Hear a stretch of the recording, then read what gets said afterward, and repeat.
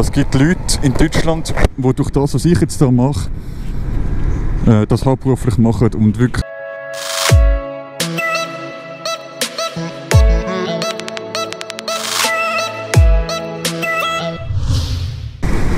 Ja, hallo liebe Zuschauer und herzlich willkommen zum neuesten Video. Und ja, ich hoffe, dass die Windgeräusche nicht so laut sind, weil es windet schon ziemlich sehr.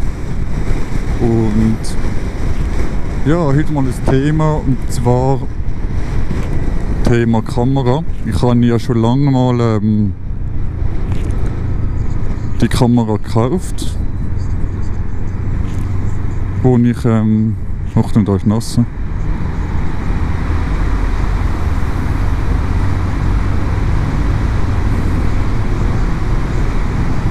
Genau. Habe ich die Kamera, die ich jetzt habe, schon lange mal gekauft. Aber früher, wo es die GoPro Hero 5 noch nicht gegeben hat, sind die Kamera noch relativ teuer gewesen. Es hat nicht so viele verschiedene Preiskategorien gegeben wie jetzt. Logisch, es hat Aftermarkt gegeben, oder wie sagt man dem, so Nachmachungen. Aber die sind auch nicht gut gewesen. Warum ich jetzt davon rede, ist, Moment kurz, ich weiß nicht, ob das voll ist von vorne vom Wasser. Ich glaube, es geht. Na, eben ist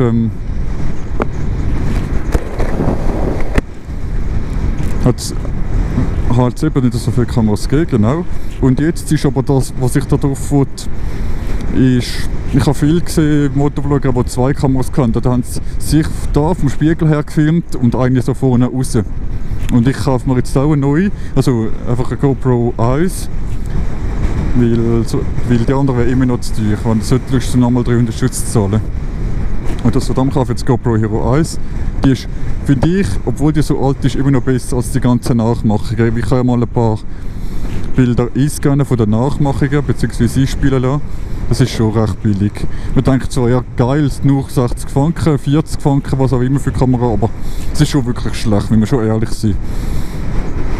Und das ist eben mein Ding, dass ich als zweite Kamera will, aber nicht mein Gesicht, oder beziehungsweise mein Helm filmen, weil das finde ich ziemlich unspektakulär, sondern von hinten vom TÜV oder vom Rücken schauen, wo ich es befestige, und dann zwischendrin auch so Aufnahmen machen, wo es dann zwischendrin einfach hinten raus filmt.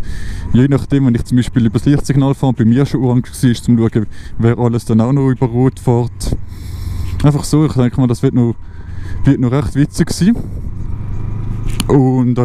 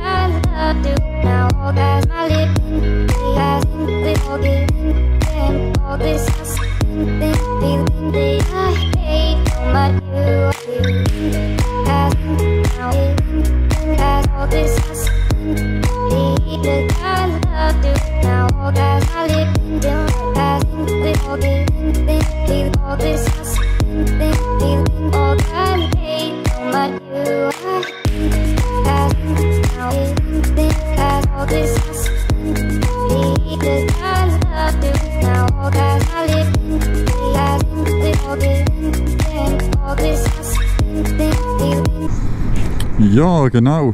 Und warum dass ich das euch alles sage und erzählen und machen, ist, ich mache mir schon viele Gedanken, was ich bringe und was nicht. Weil, also ich meine, das Problem ist halt wirklich, dass ich von diesen 385 Abonnenten, die ich aktuell habe, wo ich das Video aufnehme,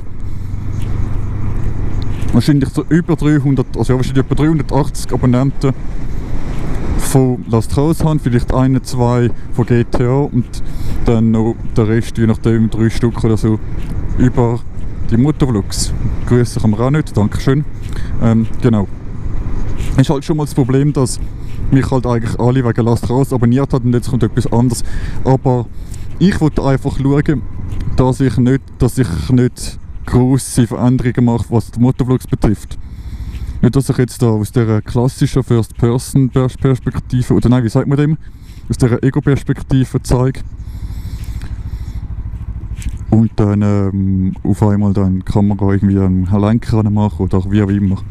Sondern dass das schon immer eigentlich 80% der Videos sollten schon so sein, wie es eigentlich gedacht sind, so wie ich das bis jetzt immer gemacht habe. Das heisst so, wie es jetzt ist und der Rest dann mit der Kamera hin. Genau. Weil das ist schon etwas, was ich erwarte von den Leuten. Weißt, dass es nicht grossartig immer alles umgespielt wird und so. Oder? Das ist halt schon das Ding. Und ich könnte jetzt gerade mal unten bei der Beschreibung, in der Videobeschreibung schauen. Da habe ich mal meine drei Top-Motovlogger aufgelistet. Weil das, was ich jetzt da mache, ist nicht einfach so ein bisschen rumgespielt. Das gibt Leute in Deutschland, die durch das, was ich jetzt da mache, das hauptberuflich machen und wirklich ein paar tausend Abonnenten machen, da beziehungsweise ein paar tausend Klicks machen pro Video. Von dem her könnt ihr es gerne mal anschauen, dann habt ihr vielleicht ein bisschen mehr Ahnung, was ich da eigentlich mache. Aber ich mache mir schon viele Gedanken darüber, ist das gut, was soll ich sagen? Da könnt ihr mir auch gerne in die Kommentare schreiben und sagen, ja du, mach mal das. Ich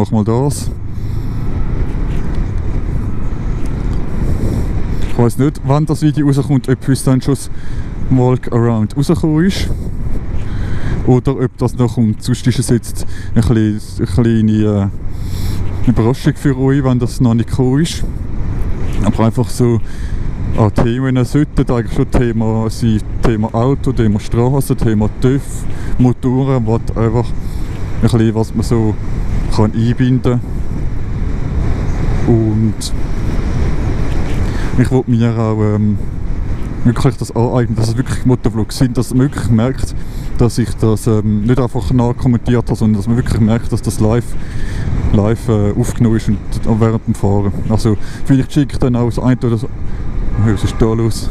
Das eine oder das andere Mal ab im TÜV, nicht unbedingt gerade am Rotlicht, sondern vielleicht Tankstelle oder so.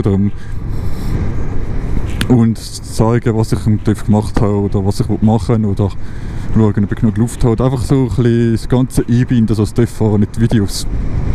Genau. Ich habe mir lange überlegt, ob ich überhaupt über das reden soll. Aber könnte vielleicht noch für den einen oder anderen interessant sein, der sich vielleicht ein bisschen mehr dafür interessiert.